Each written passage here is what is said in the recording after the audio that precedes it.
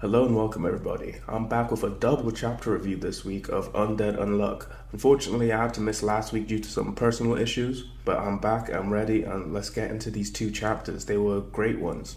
So I'm starting off with chapter 204 titled Feelings Are Undeniable, Words Unforgettable. And if you're not interested in listening to the review for this chapter, I'll make sure to add some chapters in this video so you can skip straight over to 205. So we start off this chapter with Feng landing some attacks on Sun and Luna, but it seems these attacks aren't too effective as Luna quickly follows up with a soul beam attack. Feng is unable to dodge, but he's still able to survive this attack. And from the looks of it, it looks like Feng's able to produce some kind of soul armor. So yeah, during this fight with Luna and Sun, Feng is beginning to understand more about the soul. Even Language was surprised that he was able to survive that attack. She begins to realize, although that she was sent to kill Ichico, she can't allow Feng to go unchecked, and she needs to take him out before he's able to gain a complete grasp on souls. So Feng analyzed what Luna did and realizes that she's detaching pieces of her soul and is able to fire them.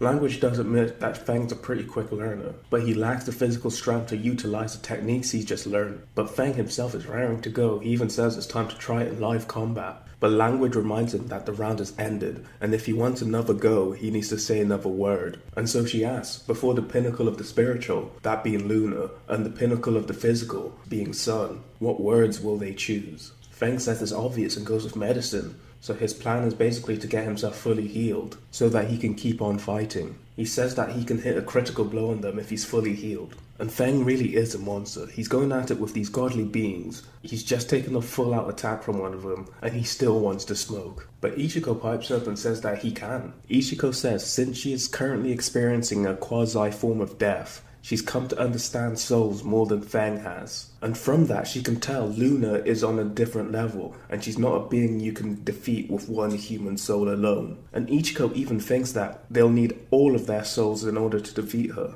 And this actually brings me back to something I was thinking about before. Is Luna actually more powerful than Sun? Because Yoshifumi has taken the time out to specifically mention Luna as being really powerful and too much for them. And I'm assuming since Sun's said to be the pinnacle of the physical, he's probably like the embodiment of the physical. Feng, with the type of guy he is, he's basically trying to be what Sun is, the pinnacle of the physical, trying to be the strongest. He should be able to gauge how strong Sun is in a similar way to how Ichigo is able to gauge how strong Luna is, and that she outclasses them. So what I'm trying to extrapolate here basically is that the fact that Feng doesn't seem to worry about Sun's physical strength kind of shows that Luna, or at least the imagination of Luna from Language, is way stronger than Sun. And to be honest, from this, I'm getting that the relationship between Sun and Luna is probably like a big sister, little brother kind of vibe. And that kind of plays into the fact that they're just doing this game together with the whole looping of the earth. Trying to find the strongest life form is just like a little argument between brother and sister. Then that'll basically boil down the story of this manga into sibling rivalry. But anyway, Feng asks what does she suggest they do then? And Ichigo lays out her plan and she says that they'll get Nico to understand souls and trigger the manifestation of Unforgettable.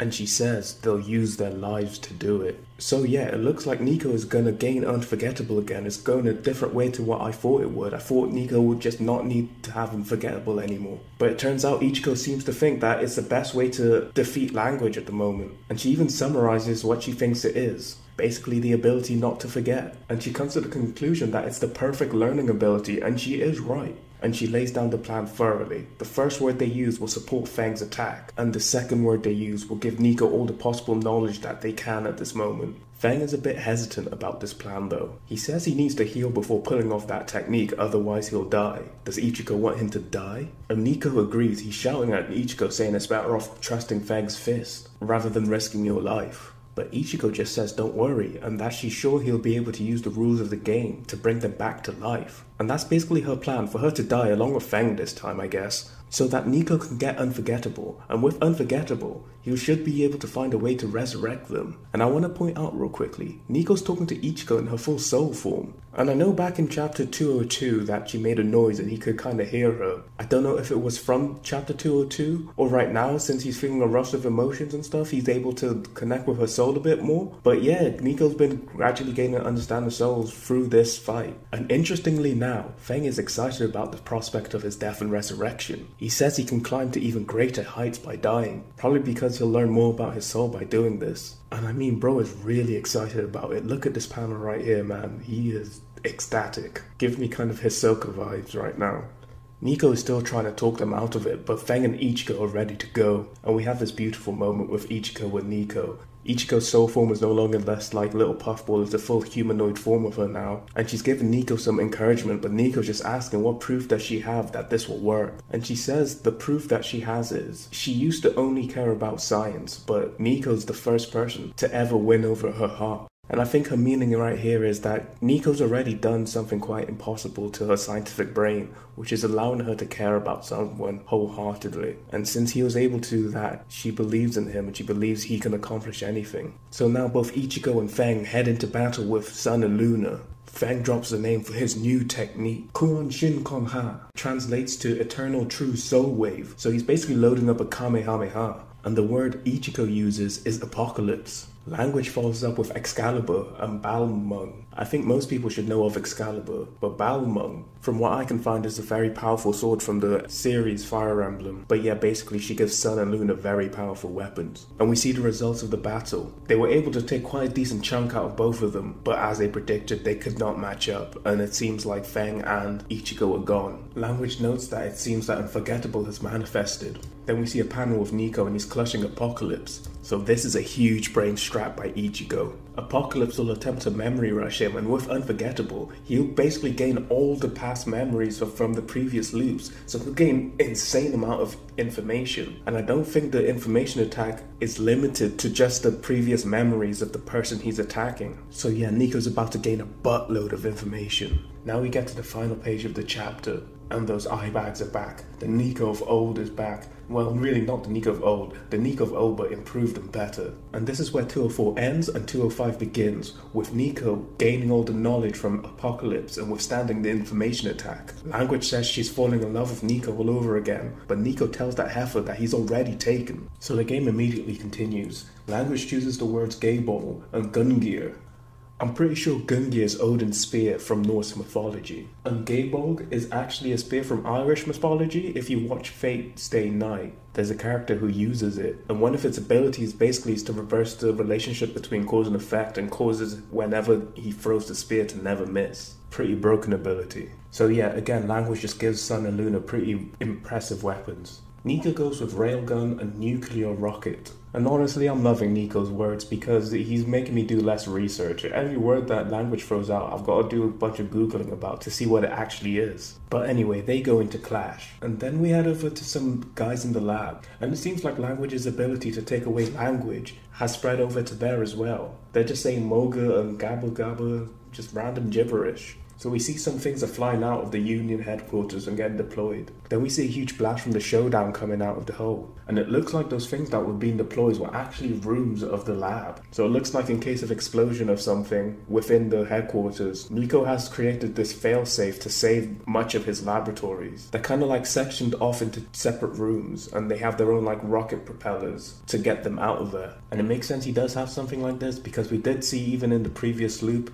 Tatiana has the potential to like explode and go off like that. So yeah, it was probably in the designs to have something like that just in case anyway. So now the battle is taking place outside of the Union base, and Nico is now using 11 pods. And I want to say real quick, Nico a man of science, but his body's saying he's of the gym, man, because he's got some washboard abs for a scientist. Maybe the stress got him burning more calories. Now in the chapter, another thing I want to note is that look at the damage that's been done to Sun and Luna. Although they might have regenerated a bit, it looks comparable to what Feng and Ichigo did. And I'm not sure how much Ichigo really inputted into that attack. But if we're gonna say they did half and half the same amount of damage, it's looking like Feng is comparable to a nuclear rocket, which is pretty insane in my opinion. But anyway, now Nico uses his pods to create a 5x5 grid and just sends it into Luna and Sun, and it slices them up. Language even notes that it even affected Luna, so that means Nico has a grasp on souls now. Nico says he has a question for Language, and then answers next word.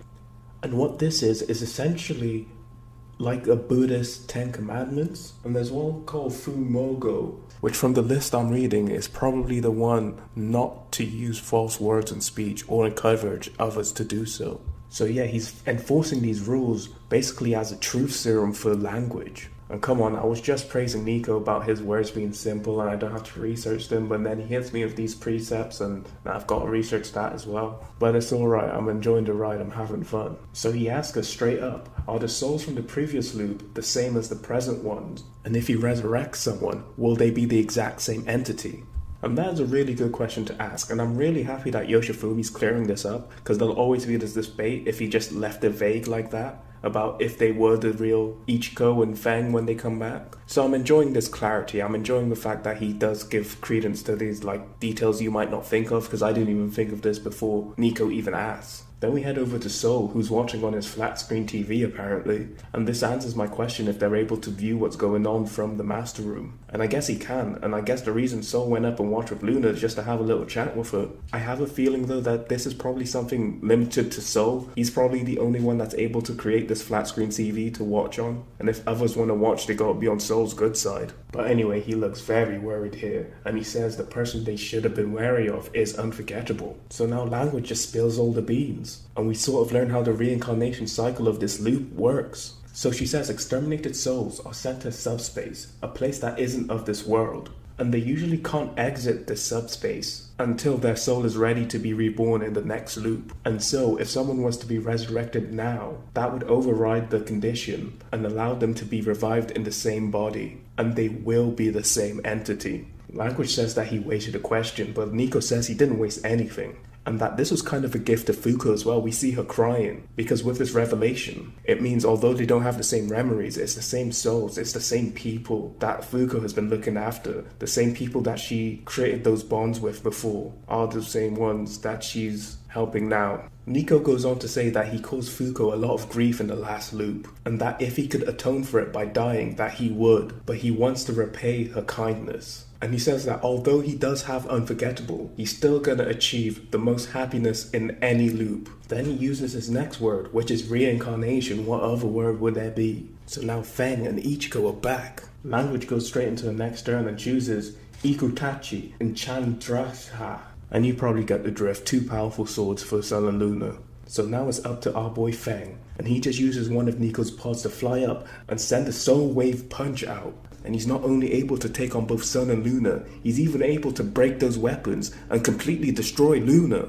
He says he has a grasp on the workings of his soul now, and this has taken him to a new level. We're really starting to see how they can possibly fight back against Sun at the end of the loop. Like with last loop, that battle took all of them to just hold them back a little bit, but the power they've gained in this loop already, it looks like they're gonna put up a real fight this time. We head back to Language, and she's taken a massive amount of damage, and she is incensed. She doesn't understand how one human soul can match up to Luna like this. Language questions why is Nico so sure in his imagination. It should be out of his depth. He says he's pieced together all the images of victory from all humans that has supported them in the past 100 loops. And he even announces that he's gonna marry Ichico and they're gonna have a child named Miko. And Ichico just has a shocked look on her face, and I thought she was gonna be shocked because he said they're getting married and having a child, but she's shocked that it's gonna be a girl apparently. And to be honest, I find this really wholesome and cute. He says they're not gonna be the only happy ones though, and whilst he's saying this, we see Shen just grinning really happily looking at his fist. So yeah, everyone's achieving their goals. Nico's basically saying if he's eating, his homies are eating too, and I can respect that. Nico says that he won't be losing, even up against God, and he says that it's the last turn. We then see that Language is reverting back to her phase 2 form. Ichico questions if that means that they have to go back to using only one word now, and it seems as though it's true because Language says her last word, not words, but she's gonna declare her last word now. And she goes with supernova explosion. And on the final page, we just see a huge panel of sun turning into a supernova.